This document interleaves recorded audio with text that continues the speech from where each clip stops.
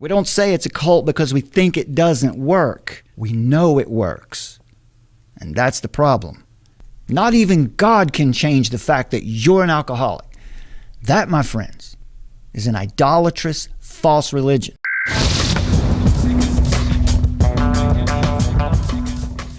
We're asking a very straightforward, simple question today with a yes-no answer. Is addiction a disease? Our world has embraced fully the disease model on everything at the moment, it seems like.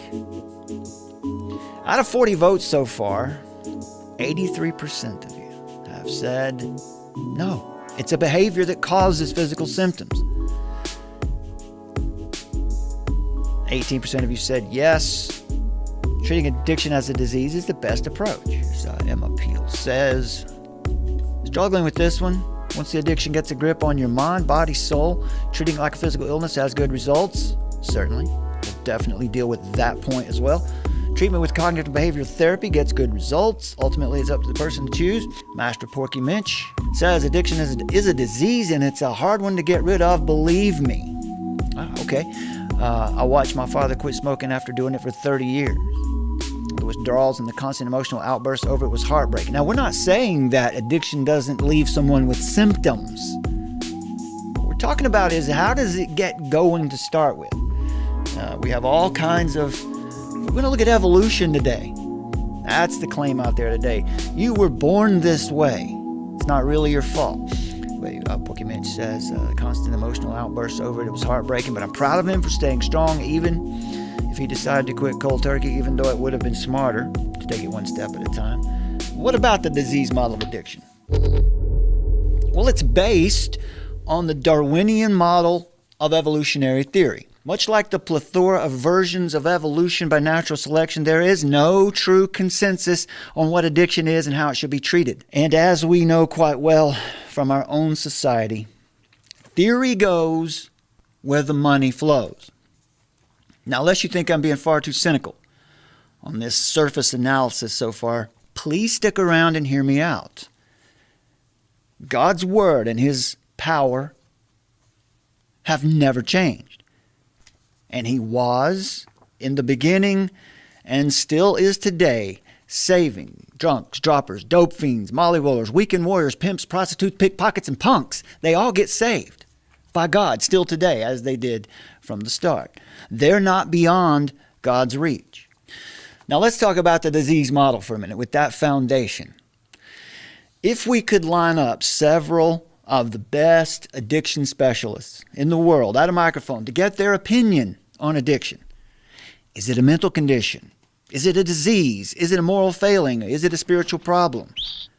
We would get as many different opinions on the who, what, when, why, and how of this so-called disease. Why is it so rare to find a specialist who will talk about addiction in spiritual terms? Well, we've already given you that answer here. Because when it comes to mainstream medical research, that which appeals to the Darwinian theory of evolutionary science gets the funding. Now, just as creation science gets the snub when funding is being doled out to researchers who operate from the Darwinian materialist theory of evolution, which assumes the far-fetched faith-based notion that human beings share a common ancestor with apes and grapes, funding for addiction research is also limited to that science which seeks to explain all things through the lens of the materialist or naturalist model. Which ultimately says that there is a natural explanation for all phenomena, that there is no supernatural realm. They say that man is not made in God's image, man is an animal, and is to be studied, treated, and exacted as all other animals. So whenever one's worldview is flawed and inconsistent, we can expect some of their conclusions and solutions to perhaps be useful, but at best, they're incomplete. In fact, what we've seen in secularists in recent years is a shift from the notion of survival of the fittest to acceptance of the ethically best. Woo! According to the precepts of social justice or the communitarian hive mind. So when we're trying to make sense of our approach to suffering of any kind, it is always reasonable to treat a person's symptoms. Right? We want to make that clear here. Nobody's saying you shouldn't get treated if you're having symptoms or a problem in some way. Certainly. If your symptoms are active, you should take advantage of God's common grace and our advances in medical science. We can do amazing things today. We do not advocate anything that suggests one should never seek medical attention. That's Christian Science. That's Jehovah's Witnesses. Both of those are heretical cults. The biblical Christian worldview has the best foundation for all truth, including the treatment of addiction. So the disease model, you'll hear this. They'll tell you the disease model, that addiction is not a moral failing. It's a chronic disease that requires medical and professional help. It says, according to the evolutionary theory, normal but compelling desires cause people to repeat pleasurable experiences. You don't really need evolution to come to that conclusion, do you? Right? But if you can include evolution in your research, the funding will come your way. From an evolutionary perspective, acting on pleasurable desires was once adaptive. This is because it ensured our survival. For example, eating and sexual reproduction. In today's modern world, survival is less of a problem than it was in ancient times. Therefore, acting on every compelling desire for pleasure may no longer be beneficial. I want you to pay attention how often they borrow from God. Acting on every compelling desire for pleasure may no longer be beneficial, they say. Unless someone develops an advanced degree of self-control, I guess becomes enlightened, most people's natural inclination is to act upon these desires for pleasure. Now, as you can see here, the materialist tendency regarding addiction is that it's a remnant of the survival instinct. Right? It's really not your fault.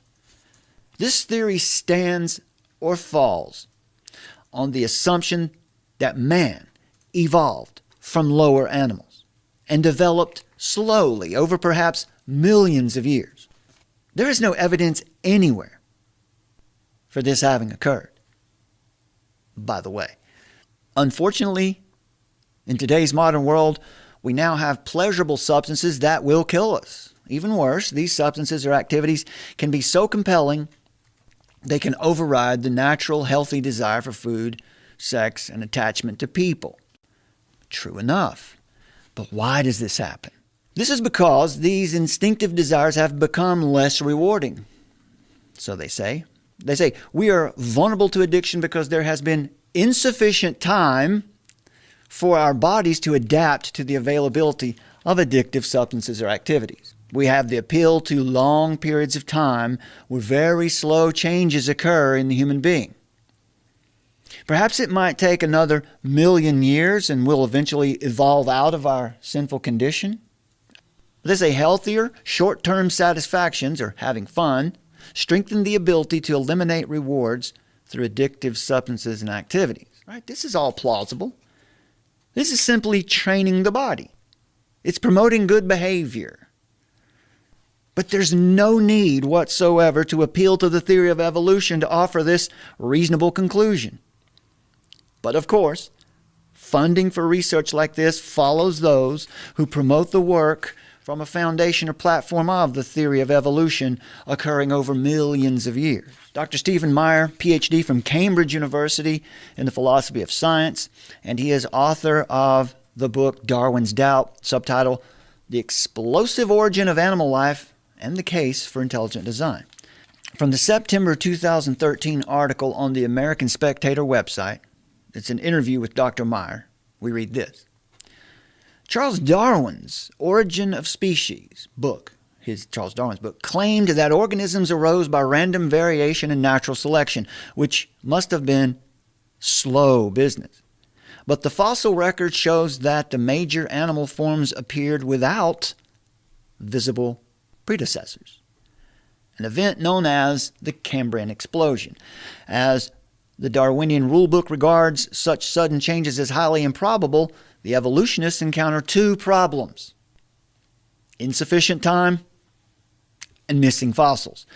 You'll notice that when the theory of evolution is being supported, argued for, invariably, the argument always goes back to time. Time is all you need for a single-celled organism to become a man. All you need is time. For a banana to become a horse, all you need is time. Paleontologists Niles Eldredge and Dr. Stephen Jay Gould proposed a solution to the problem of these immediate experiences. Why did all this life suddenly show up in the world? Well, they proposed a solution to this problem, this immediate appearance of advanced life. They formulated another theory called punctuated equilibrium. This has become very well known. It suggests that long periods occur when animal forms are static or stay the same, or are simply not there, followed by periods in which new forms of animal life arise very quickly, or instantly even. So quickly that we can't expect them to leave a record even.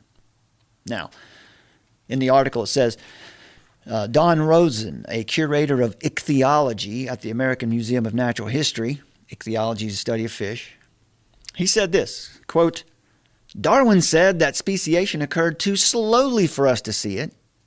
Gould and Eldredge said it occurred too quickly for us to see it. Either way, we don't see it, unquote.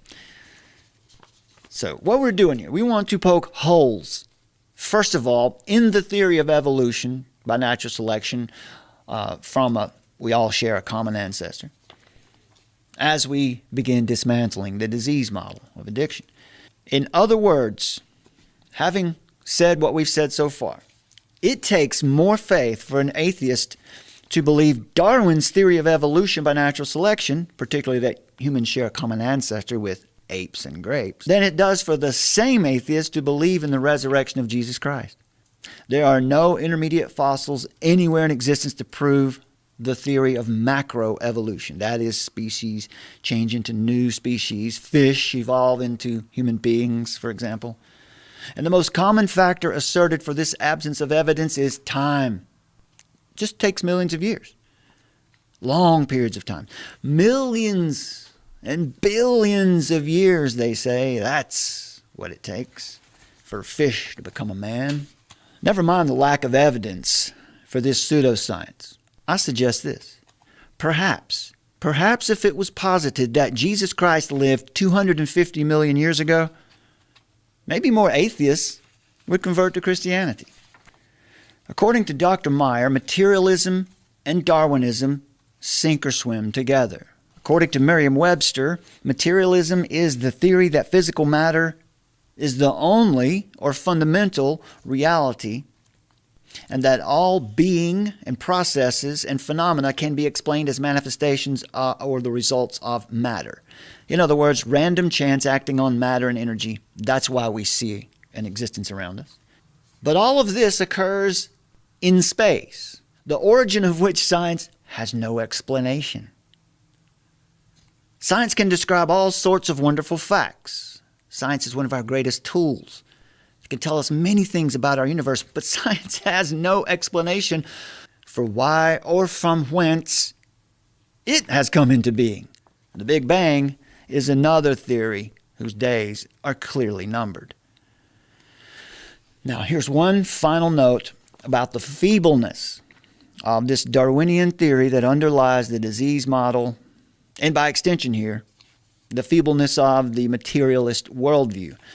Did Charles Darwin really believe his own theory? Did he really trust his own findings? In a letter to a colleague, William Graham, on July 3rd, 1881, Charles Darwin wrote this.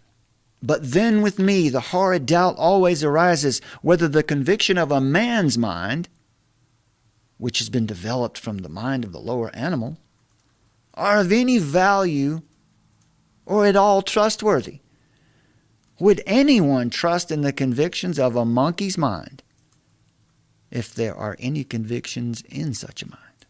In other words, if Darwin's theory is true, if naturalism, the doctrine that scientific laws account for the existence of all of our experiences, is true, if materialism is true, if it is true that human beings have evolved from lower primates, then there is no reason for us to trust our minds at all. Because how much reasoning capacity does an ape really have?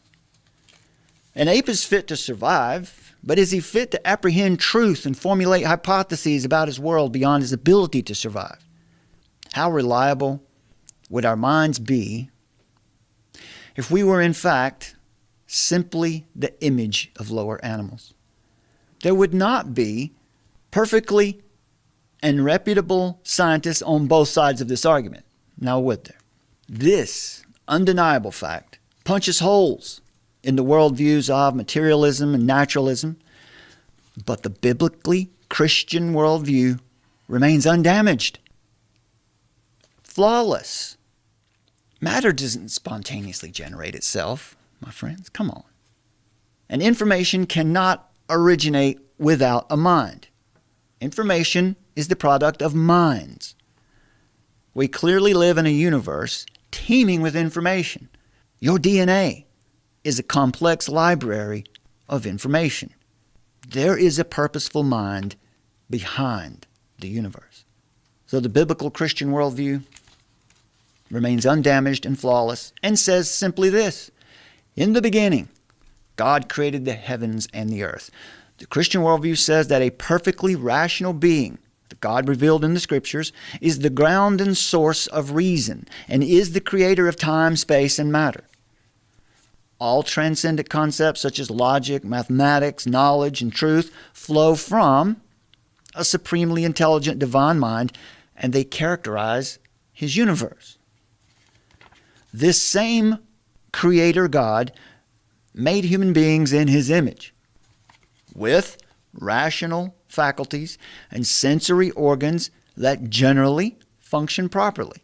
We are able to observe order, we're able to make predictions, and rely on the stability of the universe that God upholds by the word of his power. Now, if materialism was true, and the universe was a random action, then scientific predictions could not be made. You couldn't rely on the fact that hydrogen will behave today the same way it did yesterday, if the universe is random. Therefore, the atheist, materialist, scientist holds a contradictory worldview, which cannot even explain his own chosen field of study. So you're telling me that we ought to follow their model of addiction treatment? Are you saying that we should yield to their theories about man and his condition above God's? Let's be reasonable. The omniscient creator God of the Scriptures has designed a purposeful universe and has created human beings in his image with the ability to reason, to contemplate him, and to worship their creator. If we aim to gain any true knowledge about addiction or any other sin, we need to orient ourselves properly in the worldview that answers all questions, all relevant questions. God's objective existence is where we began with all studies. Theology is at the top of all disciplines. The disease model of addiction is not a useful starting point. Genesis chapter 3. That is the correct starting point. We're approaching everything right now according to an evolutionary disease model. Let us never forget that all communist systems of government were atheistic and based on the theory of evolution, giving license to lock away those people who are deemed less human. That's the only way you can deem someone less human, is if you operate according to the theory of evolution by natural selection. Some people are more evolved than others. And this is how communist systems have always been established. Now, this is no different in the communitarian system being quickly built up around us today. There is no God. The government is autonomous, answering only to itself. And those of us who do live according to God's transcendent authority, well, we're subject to marginalization. In fact, anyone who does not agree with the lockdowns, lockups, or the statement that God's created order is just a myth, as we see in Canada right now. Well, these people are subject to removal from society altogether. They say, follow our godless system or be imprisoned. Take our medications or starve. Work our program or die. The evolution-based programs of Alcoholics Anonymous and the 12 Steps have been institutionalized in the American court system, while the biblical Christian worldview is conspicuously absent. This is ironic when one realizes that the system of law in America and Canada as well were founded strictly upon biblical principles. Most people find themselves court-mandated to attend Alcoholics Anonymous meetings as a result of drunk driving conviction. In addition, AA may be ordered for other alcohol-related convictions as well as certain domestic violence situations. And also, due to prison overcrowding, and the high cost of incarceration, alternative or diversion programs such as Alcoholics Anonymous will sometimes be offered instead of jail time. Why is that? Why is this system the one that's preferred? So in this article here from aagnostica.org, inside AA, one hears members frequently repeat the well-known phrase, AA is spiritual, not religious. I ask you, what's the difference? AA takes pride in saying it's not religious, but what do outsiders such as the court systems think about AA's claim? In the 10-year period between 1996 and 2007, 5 high-level U.S. courts, 3 federal circuit courts, and 2 state Supreme Courts did take a long, hard look at AA's claim. Each of these cases involved a person who was being forced to participate in AA meetings, either as a condition of their parole or probation, or while actually incarcerated. These cases reached the highest level of judiciary scrutiny, only one level below the U.S. Supreme Court, because they involved the critical issue of separation of church and state. AA is a spiritual program. No way around it. It says this separation is a fundamental aspect of U.S. law known as the Establishment Clause and is explicated in the First Amendment to the U.S. Constitution, which states Congress shall make no law respecting an establishment of religion. Parolees and probationers and inmates in each of these cases claimed that the state was using its power to force them to participate in a religious activity. They claimed that AA meetings were religious, thus their required attendance was a violation of the Establishment Clause, which requires government neutrality with respect to religion and a wall of separation between church and state. Boy, that has come tumbling down because the state, the U.S., Canada especially, we see it right now, but the U.S. as well, all over the world, governments have chosen their God. And it's not God. So this just to show you that the court systems see AA as a religion, as a spiritual system. And of course, the court mandated AA. It's still mandated in many, many places. Most people find themselves court mandated to attend AA meetings as a result of drunk driving conviction, may be ordered for other related convictions as well as certain domestic violence situations. Due to prison overcrowding, once again, AA is sometimes used as an option instead of jail time. But besides AA, other program options a person may receive include these: entering a professional drug and alcohol rehabilitation facility, undergoing professional counseling or therapy, attending an alternative support group that is similar to AA. That said, many offenders end up in Alcoholics Anonymous simply because they're the most available of the options, with meetings in virtually every city and town. It says here, once you've attended the number of AA meetings that you were ordered to attend, and you have your signed slip to prove your attendance, you'll return the slip to your probation officer or caseworker for validation. Typically, there will be other requirements you'll need to meet before completing your court-obligated spiritual program. Now, we're not saying that people can't heal in AA from addictions. That certainly happens. People also heal from drug addictions and alcoholism in Scientology. They also have recovery programs. It doesn't mean Scientology is suddenly the truth. But here's the point. Like an opiate addict in Narcotics Anonymous, like an opiate addict who is on the methadone program, for example, Do not drop anchor there. It's not a place for you to stay. Move on to a church. Email us. Let us know you need help. Email us at hello@armoroftruth.net. We will recommend churches who will receive you.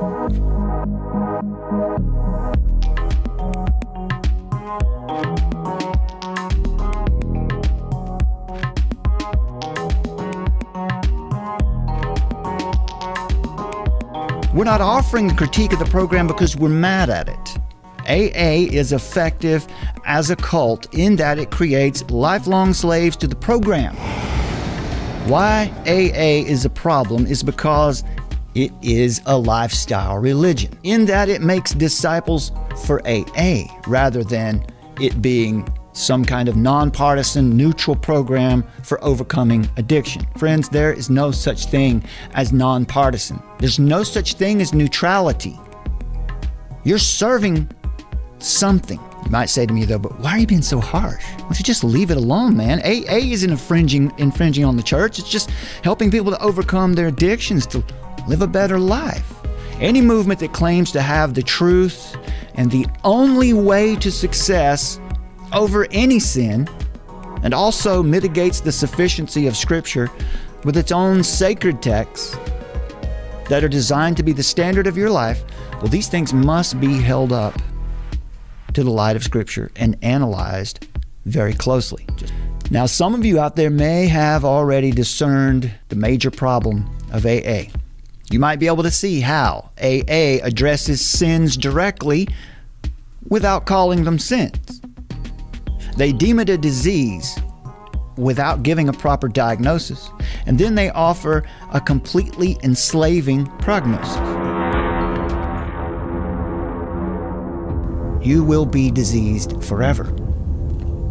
You will always be an alcoholic, an addict. There's no hope of ever overcoming your condition as a sinner within AA. You will always be enslaved to that specific sin. If you haven't had a drink in 50 years, you're still identified with that sin. And not even God can change it. Not even God can change the fact that you're an alcoholic. That, my friends, is an idolatrous, false religion, and it needs to be identified as such.